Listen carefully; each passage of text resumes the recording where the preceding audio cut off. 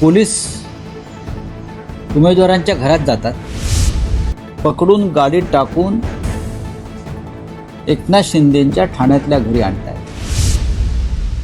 ठाण्यामधलं जे चित्र किंवा व्हिडिओ काल मनसेचे ठाण्यातले नेते अविनाश जाधव, शिवसेनेचे नेते राजन विचारे यांनी समोर आणला, तो अत्यंत गंभीर आहे. पोलीस उमेदवारांच्या घरात जातात, गेले, मग मनसे असेल किंवा शिवसेना असेल, आणि त्यांना घरातून पकडून गाडीत टाकून एकनाथ शिंदेंच्या ठाण्यातल्या घरी आणतायत. हे काम पोलिसांना दिलं आहे, हे काम पोलिसांना दिलं आहे आणि पोलीस ते इमान इतबारे करतायत. आपल्या वर्दीची शान न राखता पोलीस ते काम करतायत.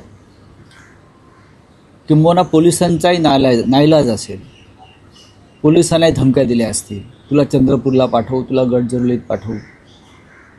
पण निवडणूक आयोगासमोर हे आता चित्र आल्यावर निवडणूक आयोग काय करणार आहे? तुम्ही याचा अर्थ तुम्ही शिवसेनेला किंवा मनसेला घाबरलेला आहात. तुमच्यासमोर ते लढायला नको आहे. तुम्ही मशाल असेल, इंजिन असेल याची भीती घेतलेली आहे. तुम्ही लढा ना आमच्यासमोर.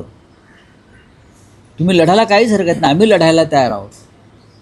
खरं म्हणजे तुम्ही आमचं चिन्ह चोरलेलं आहे, पक्ष चोरलेला आहे, तरी आम्ही तुमच्याशी लढतो आहोत. एकनाथ शिंदे यांच्यामध्ये हिंमत आणि मर्दानगी असेल तर ते असे उद्योग करणार नाही. पण त्याने आयुष्यभर असेच पाठीमागून खंजीर खुपसण्याचे उद्योग केलेले आहेत. ठाण्यामध्ये जो प्रकार घडला किंवा घडतायत, घडवले गेले,